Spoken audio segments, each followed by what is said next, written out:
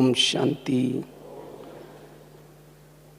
आज का बहुत सुंदर विषय है समस्याओं का समाधान, कारणों का निवारण। अभी इस सीजन की हमने दूसरी मुरली सुनी। विशेष बाबा ने इस मुरली के अंदर कई बातें बताई।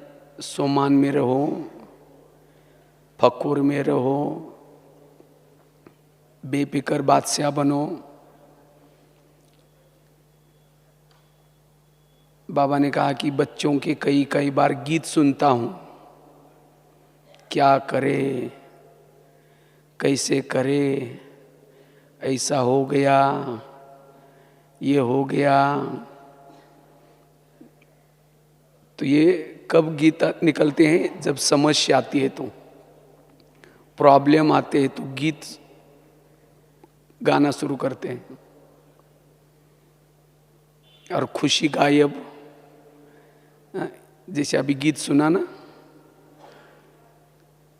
समस्या कितना भी हो लेकिन हमारे साथ में कौन है, ये जब भूल जाते हैं और फिर संगम युग को भूल जाते हैं, और ये गीत के कारण, निगेटिव सोच के कारण वायुमंडल खराब कर लेते हैं। जिसने समस्या निर्माण की उसके प्रति निगेटिव भावना, निगेटिव दृष्टिकोण, वृत्ति निगेटिव, और ये सब बातें योगी बनने नहीं देती। क्योंकि आजकल जो मुरलिया बाबा की चल रहे हैं, जैसे कोई वार्षिक परीक्षा आती है तो उसी वार्षिक परीक्षा में टीचर पढ़ाता कम है, वो टाइम देता है रिवाइजेशन करने के लिए। इसी तरह बाबा ने जो हमारे जीवन में वर्तमान समय क्या क्या क्वेश्चन आने वाले हैं या क्या क्या समस्या आ रहे हैं, उसी प्रकार के ये जो बाबा की मुरली सुनते हैं, ये इम्पोर्टेंट बातें आने वाली है या अभी वर्तमान समय आ रही हैं। इसलिए जीवन में आने वाली समस्याओं का समाधान करो, कारणों का निवारण करो, अन्यथा सोमान में नहीं टिक पाएंगे, बेफिक्र बादशाह नहीं बन पाएंगे। क्योंकि हमारा पढ़ाई का सार है फरिश्ता बनना। फरिश्ता अर्थात हल्के रहना, कर्मातीत बनना, बाप समान बनना। बाप समान, बाप कैसा है? निराकारी अवस्था में रहता है, शांति का सागर है,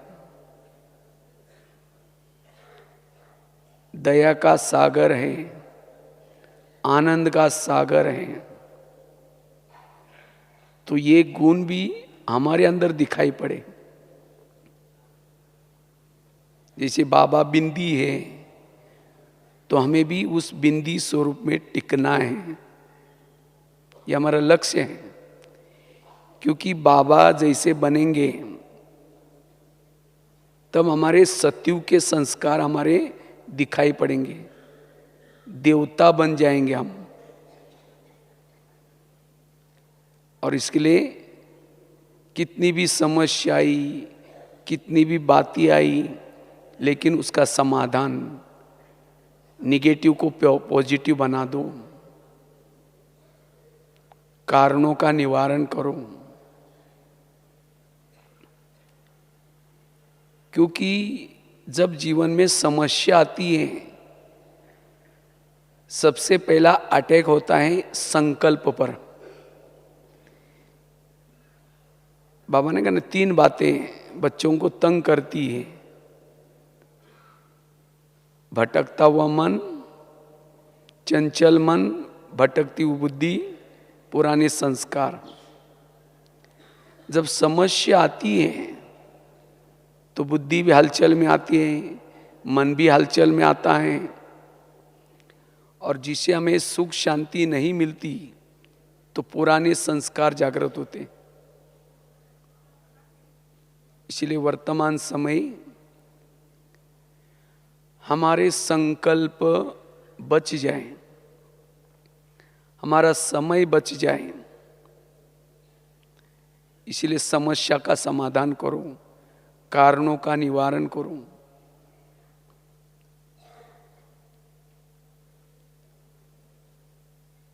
अन्यथा जितना इसको सोचेंगे, सोचने से तनाव में आएंगे, टेंशन में आएंगे, क्रोध उत्पन्न होगा समस्या का चिंतन करने से। इसलिए क्या करे, ऐसा होता है वैसा होता है, वो खुद तो अपना टाइम वेस्ट कर रहे हैं लेकिन दूसरों को अभी टाइम वेस्ट करते हैं। इसीलिए बाबा कहते बच्चे समस्या का क्या करो, समाधान। समस्या तो अनेक प्रकार की आती है। एक तो आएगी अपने ही कर्मेंद्रिय के द्वारा, कर्मेंद्रिया माया को सहयोग देगी। दूसरा समस्या आएंगी पुराने संस्कार के द्वारा,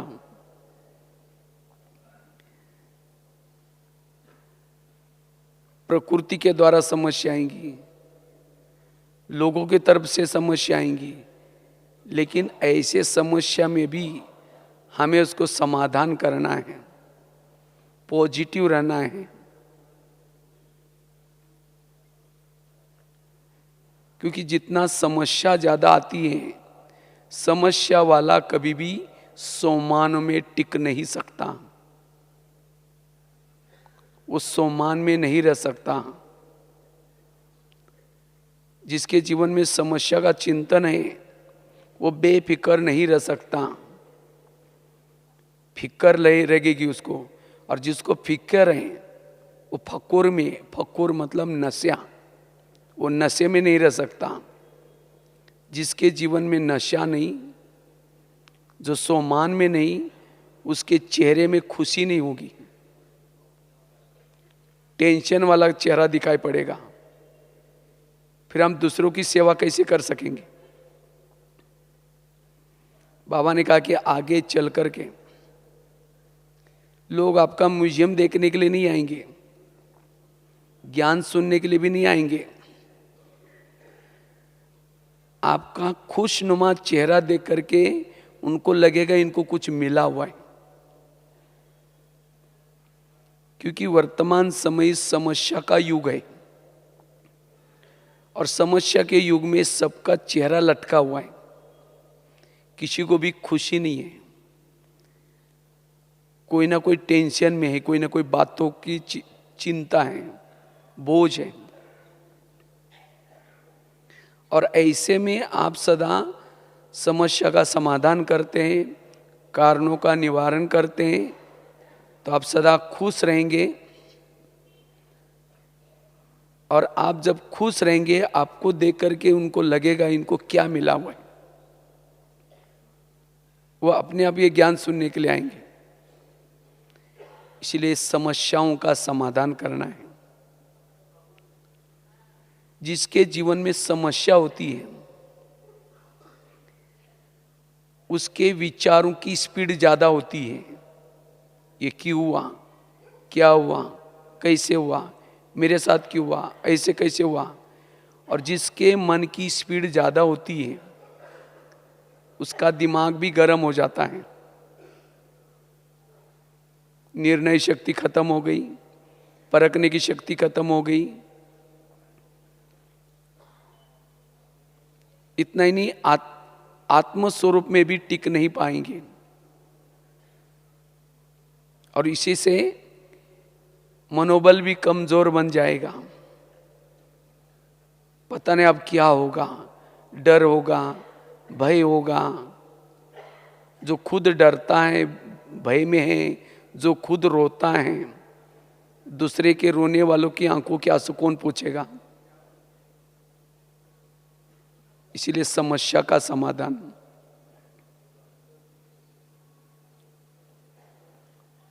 और इससे आजकल लोगों के अंदर, समाज में बहुत सारे प्रॉब्लम्स हैं।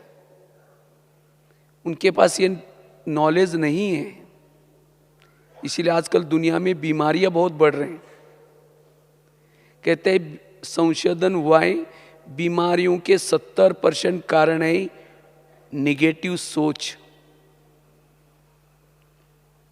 जिसके सोच निगेटिव होते हैं, ज़्यादा होते हैं, जिनका मनोबल कमज़ोर होता है, उसको अनेक शरीर की बीमारी होती है। पहले मन की बीमारी होगी, फिर तन की बीमारी। इसीलिए कहते हैं ना, जिसका पाँव गरम, पेट नरम, दिमाग ठंडा, उस घर में कोई डॉक्टर है उसको मार दो डंडा। पाँव गरम चाहिए, पेट नरम चाहिए और दिमाग ठंडा। लेकिन आजकल उल्टा होता है, पाँव रहते ठंडे और दिमाग रहता है गरम।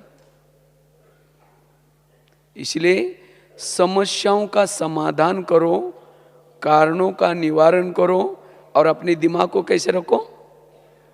ठंडा, शांत। आज किसी को पेट की बीमारी होती है, ईर्ष्या वाले विचार चलाए, पेट की बीमारी हो जाएगी। दूर का कम दिखता है, दूसरे की बुराई को आंखें फाड़ फाड़ के देखेंगे, दूर का कम दिखाई पड़ेगा। सारे प्रॉब्लम से बीमारियां होती हैं, इसीलिए हमें कारणों का निवारण करना है और समस्या का समाधान, जिससे हमारा हेल्थ भी अच्छा रहेगा, वेल्थ भी अच्छा रहेगा, हैप्पी भी रह सकेंगे। हेल्दी, वेल्दी और हैप्पी। इसीलिए बाबा कहते बच्चे, निगेटिव को पॉजिटिव में परिवर्तन करो। जिसको बाबा ने एक शक्ति का नाम दिया, परिवर्तन की शक्ति। इस परिवर्तन की शक्ति, साइलेंस की शक्ति से हमारे अंदर सहन शक्ति डेवलप होगी। और जिसके अंदर सहन शक्ति आती है, अन्य शक्तियां भी आएगी, विजय बनेंगे। अगर निगेटिव सोचा, गीत गाना शुरू किया, ये क्यों हुआ, क्या हुआ, ऐसा कैसा हुआ, क्यों क्या करना, अर्थात दलदल में फंसना। आकाश में थूकेंगे, थूका कहां आएगा? अपने मुंह पर आएगा। इसी तरह व्यर्थ सोचने से टाइम वेस्ट हो गया, वायुमंडल खराब हो गया, भावनाएं खराब हो गई, मनोबल कमजोर हो गया। इसीलिए समस्याओं का समाधान, कारणों का निवारण, तब हम स्वमान में रह सकेंगे, स्वधर्म में रह सकेंगे, स्वचिंतन कर सकेंगे, आत्मचिंतन कर सकेंगे, बेफिक्र बादशाह बन करके रह सकेंगे। इसीलिए बाबा ने कहा कि कोई भी बोझ है वो बाप को दो, बाप तो सागर हैं और आप हल्के रहो। तो हम समस्या का समाधान कैसे करें, जीवन में आने वाले कारणों का निवारण कैसे करें, सदा बेफिक्र बादशाह कैसे बने? क्योंकि यहां बेफिक्र बादशाह वही सत्युग का ऊंच पद प्राप्त कर सकता है।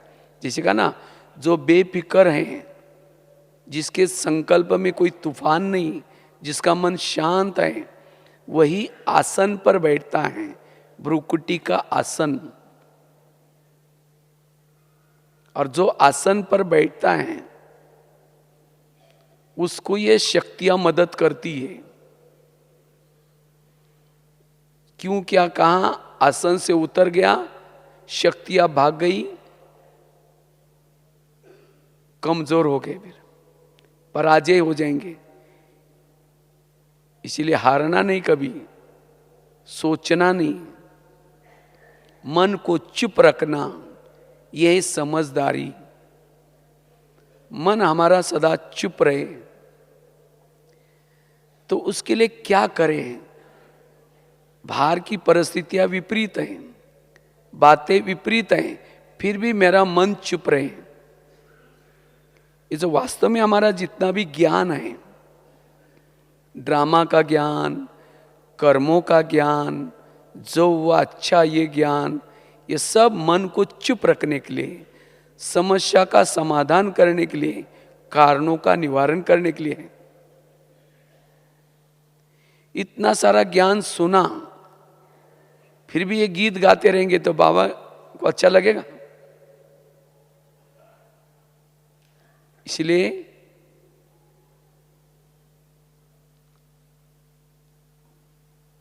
अब भी हमें अपने विचारों को बचाना है, क्योंकि जहां विचार चालू हो गए वहां बोल भी वेस्ट निकलेंगे।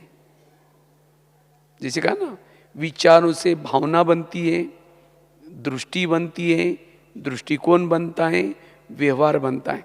समस्या तो कुछ नहीं होती, लेकिन सोच करके हम राय को क्या बनाते हैं? पहाड़ बनाते हैं। फिर पहाड़ से निकल आगे जाना बड़ा मुश्किल होता है। इसीलिए समस्या का समाधान, तो उसके लिए सबसे पहली बात है, अगर समस्याओं का समाधान करना है, कारणों का निवारण करना है, तो ड्रामा के ऊपर अचल अडोल रहना है। पहली बात है, अगर समस्या का समाधान करना चाहते हैं, कारणों का निवारण करना चाहते हैं, तो ड्रामा के ऊपर विश्वास रखो। जिन्होंने ड्रामा के ऊपर विश्वास रखा, वो जीवन में कितनी भी समस्या आएगी, उसका मन चुप रहेगा, वो कारणों का निवारण हो जाएगा। क्यों ड्रामा के ऊपर विश्वास रखा है? क्योंकि बाबा ने हर एक का जो ड्रामा बनाया है, ड्रामा कल्याणकारी बनाया है। ड्रामा की हर सीन कल्याणकारी है। आज तक आपके जीवन में कई समस्या आई थी, कई प्रॉब्लम आए थे, उस समय कैसा तो लग रहा था, ये क्या हो रहा है, ऐसा क्यों हो रहा है, लेकिन उस समस्या ने आपको कहां लाया? यहां तक लाया। उसी समय वो कड़वी लग रही थी, लेकिन अब पता चला वो अच्छी थी। इसीलिए गीता का, रामायण का सार क्या है? जो हुआ अच्छा हुआ, जो हो रहा अच्छा, जो होगा वो भी। इसीलिए ड्रामा में कोई ऐसी घटना आती भी है, परिस्थिति आती भी है, अभी कड़वी लग रहे हैं, लेकिन उसके पीछे कुछ कल्याण होता है। जब हम इस बात को भूल जाते हैं, तब जाकर के समस्या का चिंतन करके गीत गाना शुरू करता है। ये क्यों हुआ, ये क्या हुआ, ये ऐसा क्यों आया, पहाड़ बना देते हैं। फिर उसको रोना शुरू करते हैं, स्वधर्म से उठ जाते हैं, सोमानु से उठ जाते हैं। इसीलिए ड्रामा के ऊपर विश्वास। वैसे तो हमारे 3 माँ हैं, 3 बाप है, लेकिन 4 माँ हैं, ब्रह्मा, मम्मा, लौकिक माँ, ड्रामा। और माँ तो माँ होती है, माँ कभी भी बच्चे का कल्याण अकल्याण नहीं करती। कोई जानवर की भी माँ भी है तो भी बच्चों को सुख देती है, दुख नहीं देती। तो हमारी ड्रामा रूपी माँ ये हमें दुख कैसी देगी?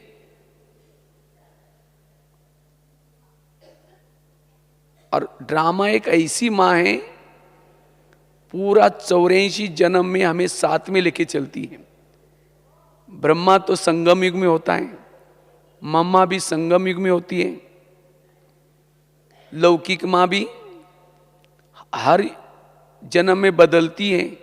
लेकिन ड्रामा एक ऐसी माँ है, पूरा 84 जन्म में हमें गोद में लेके चलती है। जैसे बच्चा अगर बीमार होता है तो माँ उसको दवाई पिलाती है। अगर दवाई कड़वी है, बच्चा नहीं पीता, बार बार मुंह से चम्मच हटाता है, तो माँ क्या करती है, उसका जबरदस्ती हाथ पकड़ करके चम्मच उसके मुंह में डालेगी और कड़वी दवाई उसको पिलाएगी। वो तंग नहीं कर रहे उसको, उसका प्यार है।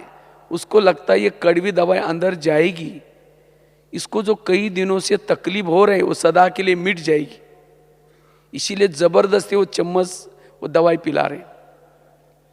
इसी तरह ड्रामा की कोई ऐसी सीन, ऐसी घटनाएं हमारे सामने आती है, भले वो दिखने में कड़वी है, हमें अच्छी नहीं लग रहे, हम नहीं चाहते, क्यों क्या करते हैं, तो भी ड्रामा रूपी माँ उसको ही रिपीट करती है, क्योंकि उसके पीछे कल्याण है, उस घटनाओं के पीछे कल्याण है। इसलिए ड्रामा की हर सीन को पसंद कर लो। जो ड्रामा की हर सीन को पसंद करता है वही समस्या का समाधान करता है, वही कारणों का निवारण करता है। क्योंकि महान बनना है, बड़ा बनना है, समस्या आएगी। कृष्ण को कितना समस्या आई, वो जन्म नहीं हुआ तब से उसको समस्या। मामा ने मारने का प्लान बनाया, कई राक्षस पीछे लगे, कितना समस्या, पूरा समस्या ही समस्या। लेकिन तो भी इसी तरह हमारे जीवन में हम तो देवता बनने जा रहे हैं। अगर कोई पत्थर की भी मूर्ति बनाती है तो कितना उसको सहन करना पड़ता है, तब तो जाकर के उसकी पूजा होती है। वास्तव में पत्थर में कोई भगवान नहीं होता, ये तो एक हमारी भावना है, लेकिन उसकी पूजा क्यों करते हैं, क्योंकि वो बहुत सहन करता है। तो एक पत्थर भी सहन करके भगवान बन जाता है, तो क्या हम देवता नहीं बनेंगे? इसीलिए जीवन की हर बातों को क्या करना, हमें एक्सेप्ट करना है। ड्रामा की हर सीन को एक्सेप्ट करना है, सोचना नहीं, मन को चुप रखो। हे मन, इस घटना के पीछे भी कुछ कल्याण होगा, इसीलिए तुम्हें चुप रहना है। और जब ड्रामा की हर सीन में हम चुप रहेंगे, तब जाकर के कारणों का निवारण हो जाएगा और कुछ दिन के बाद पता चलेगा ये समस्या ने मेरा कितना कल्याण किया। इसीलिए ड्रामा के ऊपर विश्वास। ड्रामा हमारी माँ है। बाबा ने हर एक का ड्रामा, हर एक के आसपास जो लोग रखे हैं, हर एक का जो ड्रामा का एक एक सीन बनाया है, स्क्रिप्ट बनाया है, सब कल्याणकारी बनाया। तो मेरा ड्रामा कल्याणकारी है, मेरी परिस्थितियां कल्याणकारी है, इसीलिए अपने मन को चुप रखना है। मन से बात करो, मन को हल्का रखो, तब समस्या का समाधान कर सकेंगे। दूसरी बात है, अगर मन को चुप रखना है, शांत रखना है, उसके लिए सदा एक मंत्र याद रखो, जो हुआ अच्छा हुआ, जो हो रहा अच्छा, जो होगा वो भी अच्छा ही होगा। कोई मेरी यहां से ट्रांसफर करता है, कोई मेरी बड़ों के सामने चुगली लगाता है, कोई मेरे लिए कुछ करता है, उसमें भी कल्याण है। क्योंकि हम जो देखते हैं वर्तमान को देखते हैं, और हमारे साथ जो होता है ये सब हमारे आगे पीछे कर्मों के अनुसार होता है। इसलिए हर बात में मेरा कल्याण है। परिस्थितियां कल्याणकारी हैं, तब हमारा मन सदा चुप रहेगा। कोई बातें आई, परिस्थिति आई, कल्याण होगा। मैं कई बार सुनाता रहता हूं, जैसे एक रामायण की घटना है। राम राजा बनने वाला था, लेकिन रात में आकर के मंथरा ने, मंथरा मतलब मन को थरा करने वाला, मंत्र को विचलित करने वाला, परिस्थिति को निर्माण करने वाला कौन है? मंथरा। तो ऐसी कोई मंत्रा का रूप हमारे सामने आता है और हमारे शांत मन में क्या करता है? हलचल पैदा करता है। जैसे रामायण में मंथरा ने आकर के, जबकि राम राजा बनने वाला है, खुशी का दूसरे दिन, खुशी का दिन आने वाला था, लेकिन कुछ चुगली की, कई कोई को दो चार ऐसी बातें सुनाई और राम को राजा बनाने के बजाय उसको कहाँ भेजा? वनवा में भेजा। सीता गई, लक्ष्मण गया, तीनों भी घर से चले गए। वियोग के कारण दशरथ ने प्राण त्यागा। खाने का प्रॉब्लम, सोने का प्रॉब्लम, ये सब किसके कारण हुआ? मंथरा के कारण। तो मंथरा को देखने के बाद सबकी भावना कैसी चलेगी? उसको देखते ही, मैं जब बचपन में रामायण देखता था, मंथरा को देखते हम कहते इस बुढ़िया को भगो, इसको नहीं देखना। लेकिन एक दिन मेरे मन में आया तो पता चला मंथरा ने राम के साथ जो किया वो, अगर उसी रात में ना आती तो राम क्या बनता? राजा। राजा बनता तो जंगल में नहीं जाता, सीता की चोरी ना होती, रावण को न मारता, रावण को ना मारता, राम की महिमा कोई नहीं गाता। तो राम की महिमा किसके कारण? मंथरा के कारण। इसी तरह आज हमारे जीवन में भी कोई ऐसी मंथरा वाली बातें आएगी, मन को हलचल में लाएगी, लेकिन उसमें भी कल्याण होगा। अगर राम के जीवन में मंत्रा ना आती, ना हनुमान मिलता, ना अंगद मिलता, ना ऋषि, ना मुनि, ये सब किसके कारण मिले? मंत्रा के कारण। तो आज तक के हमारे जीवन के अंदर जो प्रॉब्लम्स आई, समस्या आई, उसके कारण हम यहाँ पहुंचे, और अभी भी जो समस्या आएंगी उससे भी अच्छा ही होने वाला है। इसलिए मन को शांत रखने की जरूरत है। मेरे जीवन में जो प्रॉब्लम आया, ये प्रॉब्लम मुझे कुछ दे के जाएगा। व्यक्ति के जीवन के प्रॉब्लम व्यक्ति को कुछ आगे बढ़ाने के लिए आते हैं, समस्या कुछ देने के लिए आते हैं। जैसे स्कूलों में परीक्षाएं होती है, किस लिए होती है? आगे कक्षा में जाने के लिए। तो हमें भी देवता बनने के लिए जा रहे हैं, तो हमारे जीवन की जो परीक्षाएं हैं हमें आगे बढ़ाने के लिए आते हैं। लेकिन ऐसी जब परीक्षा आती है, हम गीत गाना शुरू करते हैं, ये क्यों आई? अगर सामने पेपर आया है, बच्चा लिखने के बजाय ये क्वेश्चन क्यों दिया, ये क्वेश्चन क्यों आया, अब वो ऐसा ही करता रहेगा, उसका टाइम वेस्ट हो जाएगा, फेल हो जाएगा। इसीलिए हमें भी, और क्वेश्चन जो भी आते हैं हमारे जीवन में, प्रॉब्लम जो भी आते हैं, बाबा ने जो लेसन पढ़ाया है उसी के आधार से क्वेश्चन आते हैं, नया कोई नहीं आता। इसलिए जो हमने ज्ञान सुना है, मुरलियां सुनी है, उसी के आधार से क्या करना है? अपने मन को शांत रखना है। गीत नहीं गाना, लेकिन मन को चुप रखो।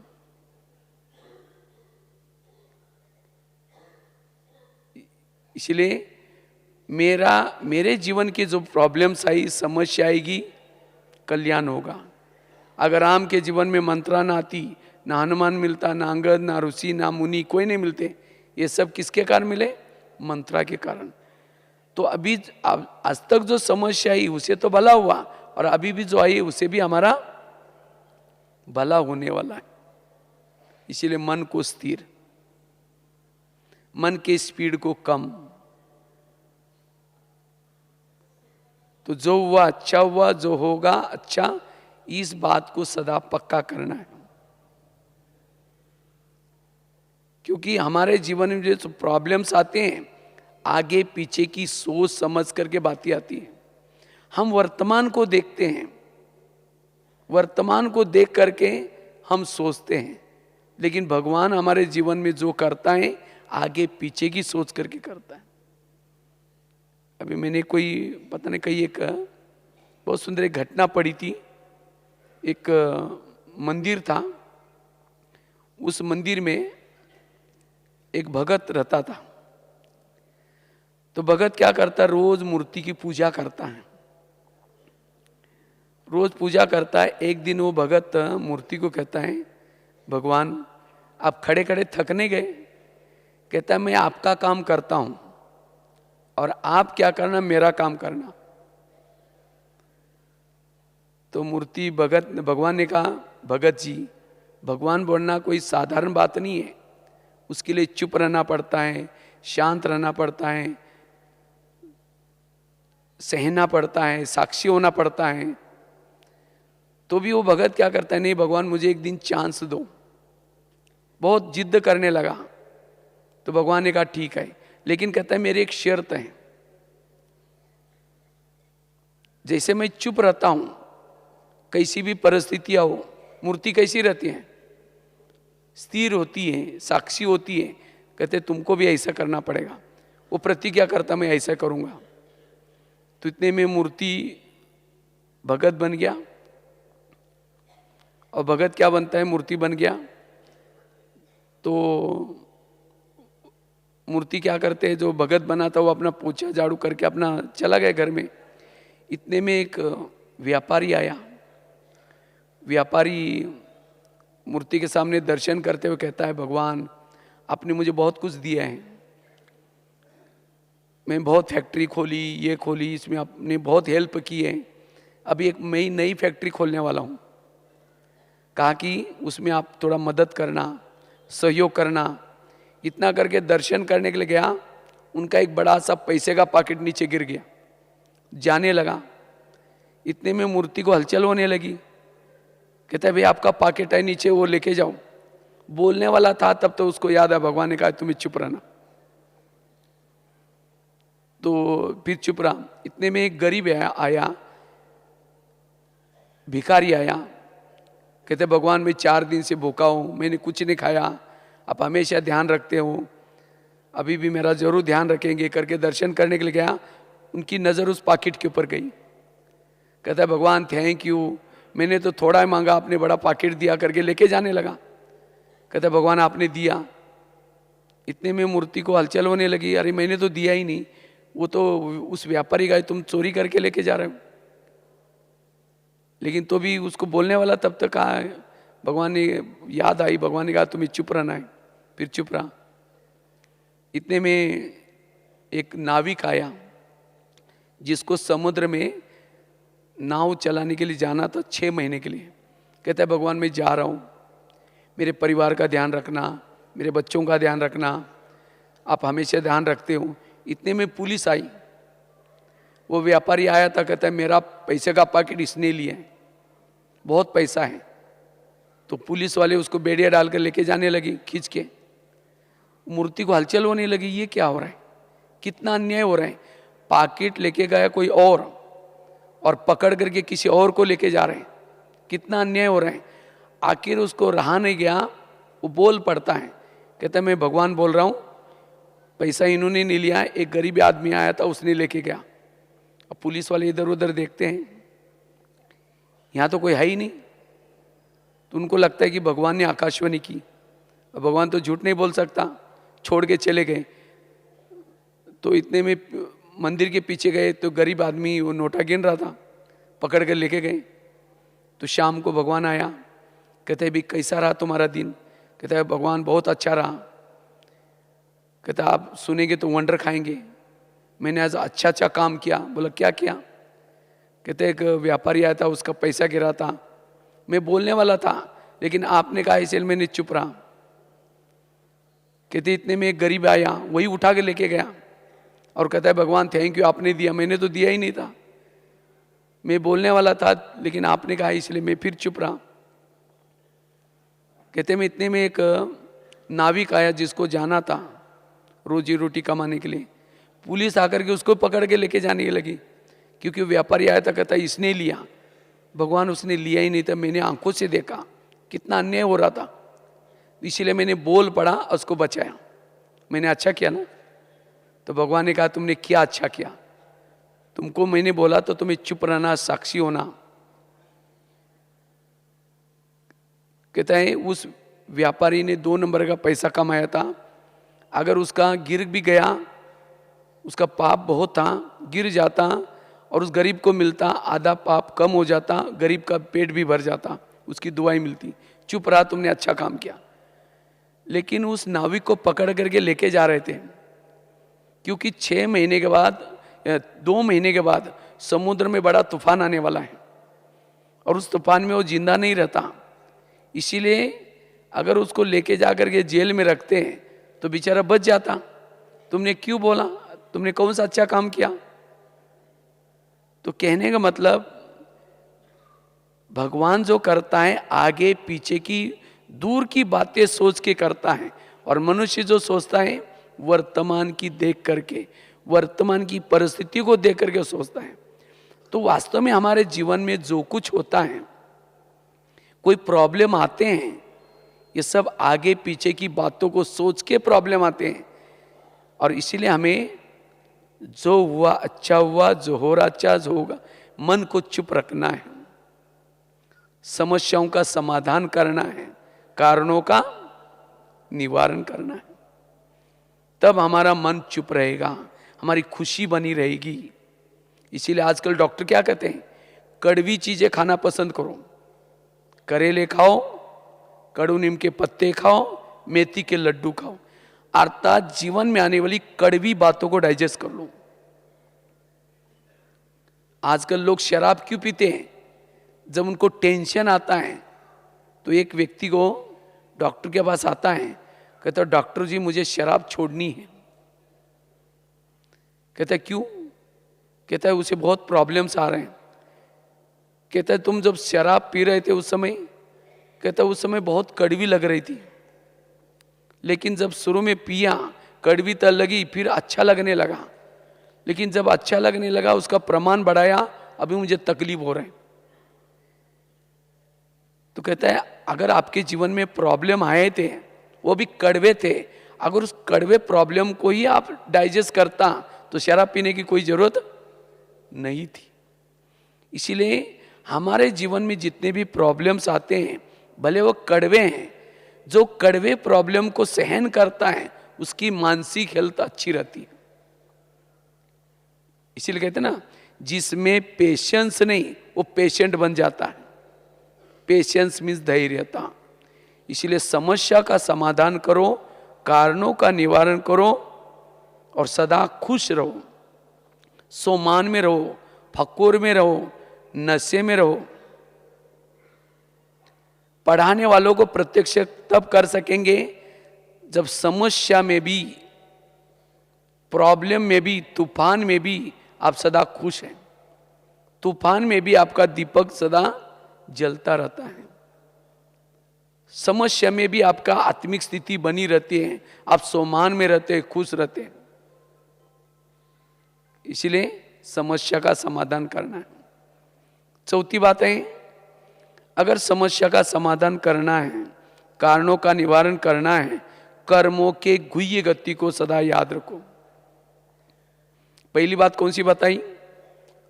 ड्रामा के ऊपर विश्वास रखो, मेरा ड्रामा कल्याणकारी है, मेरे जीवन की परिस्थितियां कल्याणकारी है, इसलिए मुझे चुप रहना है। दूसरी बात कौन सी बताई?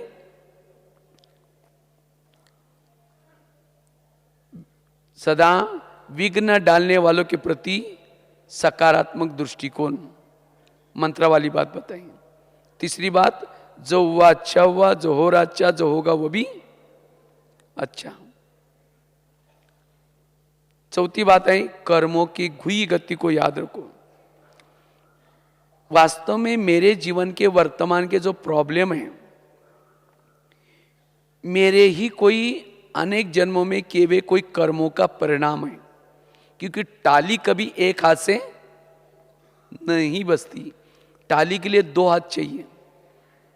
और ये तो सभी का अंतिम जन्म है। अंतिम जन्म पता नहीं कौन से प्रॉब्लम्स आएंगे, क्या क्या प्रॉब्लम आएंगे। प्रॉब्लम आना अर्थात हमारे दिमाग में कोई ना कोई निगेटिव बातें बैठ जाना। इसलिए सदा पॉजिटिव। मेरे जीवन के वर्तमान के जो प्रॉब्लम है मेरे ही कोई कर्मों का परिणाम है, इसलिए समस्या का समाधान। ये ऐसी करती हैं, इसने मेरे साथ ऐसा किया, ये क्यों कर रहे हैं, मैं तो इसके रास्ते में जाने नहीं चाहती हूँ, मैं तो अपना चुपचाप रहना चाहती हूँ, फिर भी ऐसी क्यों कर रहे हैं। ये सब गीत हैं। ये गीत परचिंतन के रूप में गाते हैं। योग में बैठ करके बाबा ये ऐसा हो रहा है, ये हो रहा है। इसीलिए फिर सोमान में स्वधर्म के ये गीत बंद हो जाते हैं। इसलिए बाबा ने कहा कि मुझे इनकी बच्चों की हंसी आती है, बच्चे ऐसे गीत गाते हैं। इसलिए ये भी एक प्रकार का रोना है। इसलिए बाबा कहते हैं इस कर्मों की गुई गति को समझ करके अगर कोई समस्या निर्माण कर रहे हैं, ये मेरे पिछले जन्मों के कर्मों का कोई हिसाब आ रहे हैं। चलते चलते किसी ने गाली दी, क्या समझो, अच्छा इसका भी बहुत दिन का बाकी था, आज पूरा हो गया। समस्या का समाधान। मेरे आसपास के जितने भी लोग हैं, चाहे सास हैं, चाहे पति है, चाहे बच्चे हैं, चाहे कोई बिके भाई बहनें भी हैं, ये सब हमारे कार्मिक अकाउंट को चुक्त करने वाले लोग हैं। कोई हमें देने के लिए आए, कोई हमारे से लेने के लिए आए। जब कोई अपना हिसाब किताब लेने के लिए आता है तो हम फिर निगेटिव सोचना शुरू करते हैं, ये क्यों कर रहे हैं, मैंने तो इसके रास्ते में गया ही नहीं। तो ऊपर देख करके भी हम करना शुरू करते हैं, हे भगवान तुमने भी आंखें बंद किया क्या, ये मेरे साथ क्या हो रहा है। ये ज्ञानी होने के बाद भी ऐसा करता है। और उस बात को सोच सोच करके उनके प्रति नफरत पैदा करेंगे, घृणा पैदा करेंगे, वैर पैदा करेंगे, निगेटिव सोचेंगे। और यही समस्या है, इसको हम कहते हैं समस्या है। तो समस्या किसने निर्माण की? समस्या मैंने सोच करके निर्माण। इसीलिए बाबा ने कहा निगेटिव को क्या बना दो, पॉजिटिव। इस कर्म गति को के बात को समझो, मेरा कार्मिक अकाउंट चुक्त हो रहा है। फिर मुरली भी बुद्धि से निकल जाएगी, मुरली के पॉइंट भी बुद्धि में नहीं रहेंगे। क्योंकि जहाँ निगेटिविटी है वहाँ दृष्टिकोण भी निगेटिव, वृत्ति भी निगेटिव।